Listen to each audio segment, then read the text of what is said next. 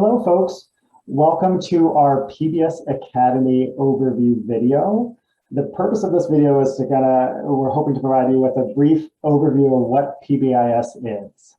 My name is Adam Feinberg. I work at UConn and I help coordinate the PBS Academy, and I'm here with my two colleagues.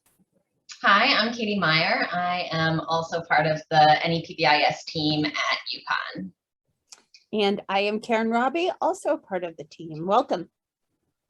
Okay, so we're going to try and do a question and answer format for this video because we are certain that many of you that are watching this have a lot of questions, and we're hoping to address them through this video today. So, Karen, I'm sure that many of the people watching this are, as they're just getting started in the PBIS Academy, they're going to be spending a lot of time developing their school-wide plans this year. So I think it's important that we start off with why. Why should schools engage in positive behavioral interventions and supports? That's a really great question, Adam. And there are many valid reasons that we're going to touch upon through this video today. But let's start with thinking about a student that you've encountered somewhere in your travels, who's exhibited a concerning or a disruptive behavior. And then I want you to stop and think a minute about how the adults around that child responded. Did the adults' response lessen the chance of that behavior returning in the future? Have there been opportunities for the adults in the building to teach or acknowledge more appropriate or replacement behaviors?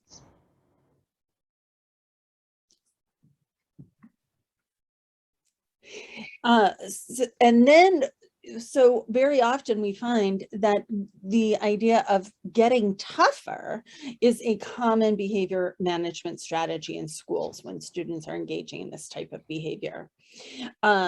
So for example, think about a student who maybe is getting out of his or her seat multiple times during a lesson. The educator might respond with a comment like, "Stay in your seat or you'll have to stay after school with me," right? The behavior continues, the response may become more aversive, like, "Stay in your seat or I'm calling the office right now and you're really going to be in trouble." And then if the behavior continues, voice levels may raise along with the level of consequences. Unfortunately, though, getting tough often leads to undesirable effects, such as triggering more disruptive behavior, reducing the quality of school climate, and may impact the relationships between the students and the adults.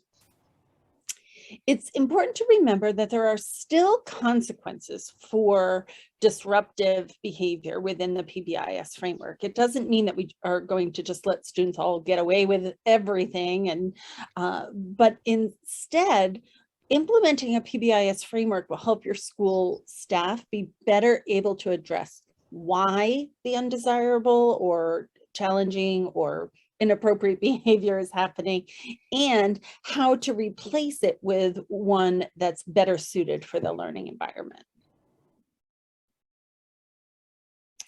So the other reality is that schools are tasked with so very many competing demands.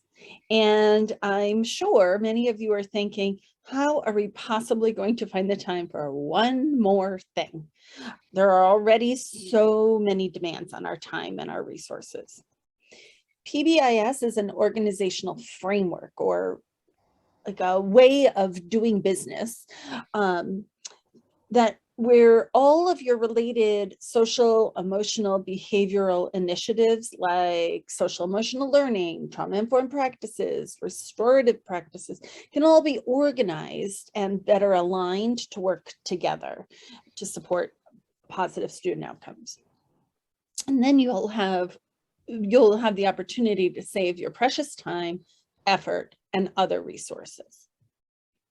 Because we just never have enough time, nor should we be trying to do it all within the time that we do have.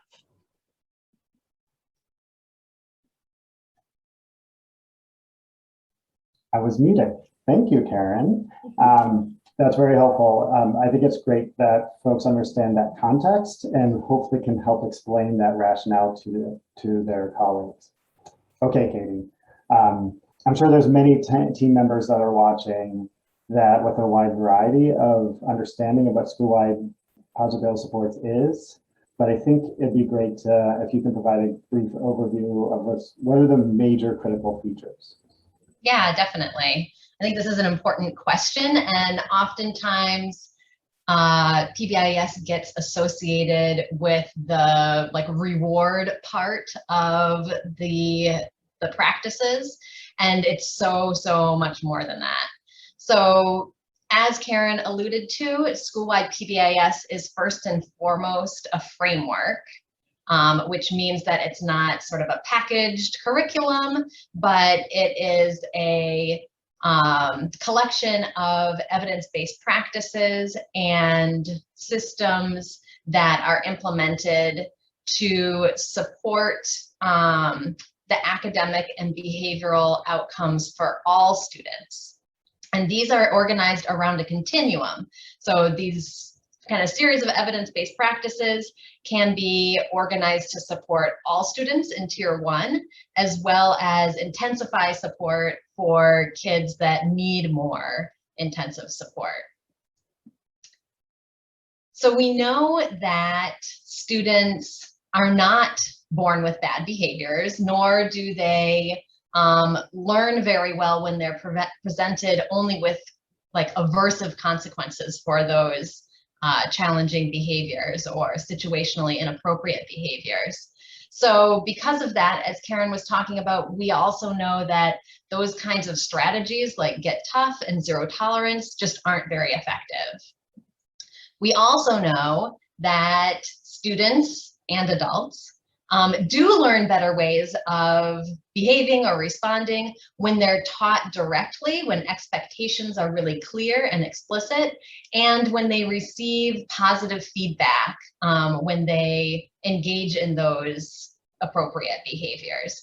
So really, the power of PBIS is not in that rewarding of the appropriate behavior, but more in the teaching and the consistency with which those appropriate expected behaviors and pro-social skills are taught across an entire school or across an entire district.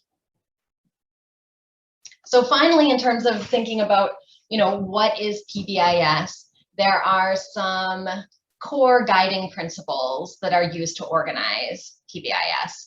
And really at the core of that is equity. So equity should be at the center of everything that we do. PBIS is designed to be for all students when it's designed well, for all families and for all educators. It should work for everybody. And that is the goal of Tier 1. In addition, there are student outcomes that should reflect the equitable learning opportunities for all students. And those really should be the ultimate criteria for all the decisions that we make as educators. We then prioritize using efficient and effective evidence-based practices. And we work to implement a few of those effective practices well, and selecting those ones that are going to make the biggest difference. So, that goes along with the idea of implementing just a few core practices really well for all students' benefit. And we also prioritize systems within PBIS that are there to support the adults, to support the educators in implementing those practices with fidelity and consistency. And then finally, we use data, and that's another really key piece, to identify goals, to inform our decisions, to measure the outcomes. So are the practices that we're implementing working, and to determine if we're implementing those practices with fidelity. Are we doing what we planned to do? So again, those are kind of the key guiding principles of PBIS.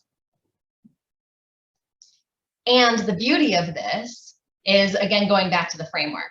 So it's a framework that organizes these guiding principles or kind of key pieces.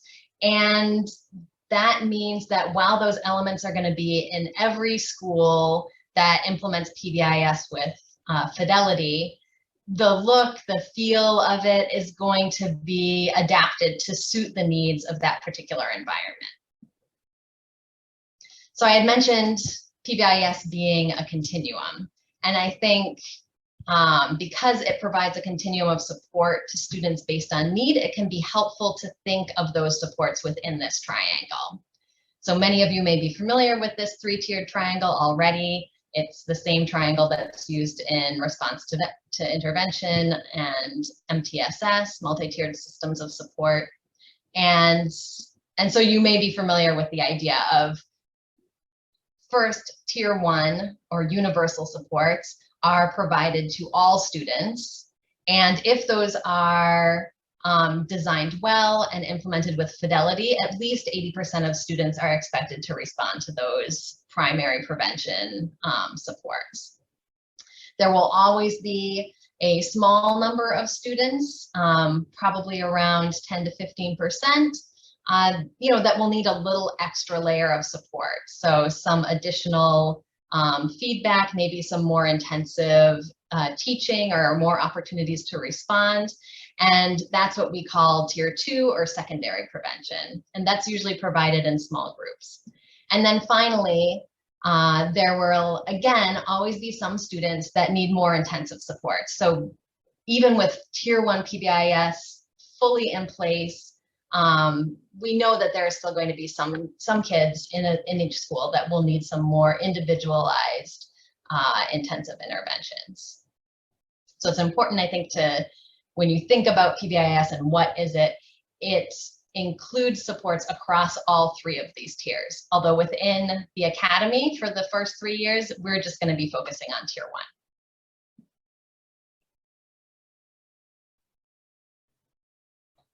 1. Okay. So I'm sure there's a number of team members that are excited and really like this idea of working with behavior like you work with academics and treating it in the same way. So I'm sure there's still people saying, but yeah, but does it work? And wondering about the research. Karen, I was wondering if you can give us an update or your thoughts on what does the research say? Yeah, absolutely. And, here's the thing.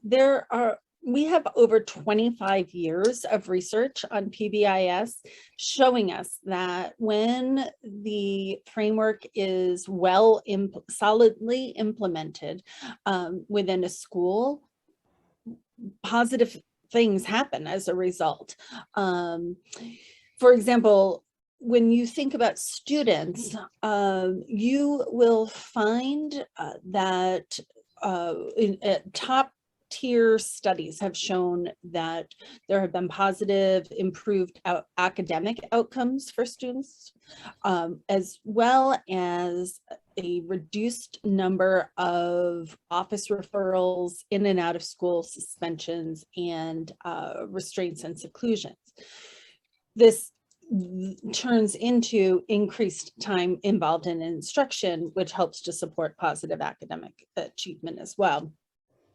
But along with that, we also have a lot of really great, solid, positive organizational outcomes that we like to highlight, such as having a more positive and safe work environment for staff. And if you really want to dig into the research, all you have to do is go on to pbis.org, and there are numerous briefs and articles that will point you into greater depth, or you can reach out to one of your trainers who can provide more for you. Okay, so Katie, I'm sure that folks are anxious to get started. What are some initial steps that teams need to think about to get started? Yeah, this is the exciting part. So first, you'll want to establish your team, and you're already well on the way to doing that, but the team is really the heart of implementing PBIS and designing your plan. So that team will come up with a plan for how to teach expectations across the building to build consistency, how everyone in the school is going to reinforce and acknowledge appropriate pro-social behavior, as well as how all staff are going to respond to and correct behavioral errors.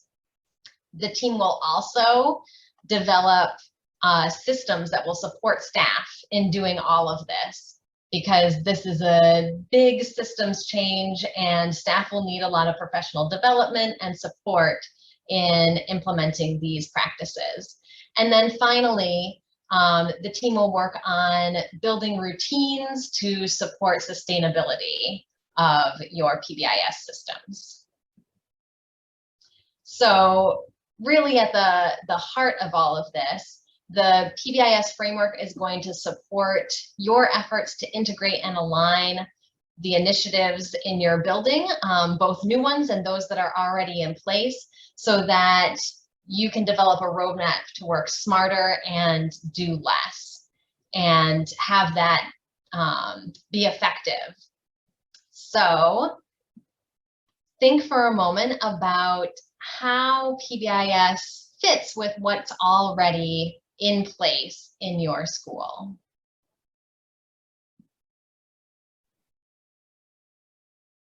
Okay, so hopefully people paused the video there and took a moment to think about that. And now I just want to say thank you to both Katie and Karen for taking time and helping us have a much better understanding about what PBS is. And now, folks that are watching, it is your turn. We want you to tell us or share with each other what you find most exciting about getting started with positive behavioral intervention and supports. So please take a moment, either if you're by yourself, jot it down, or have a discussion with a colleague. Thank you. Bye.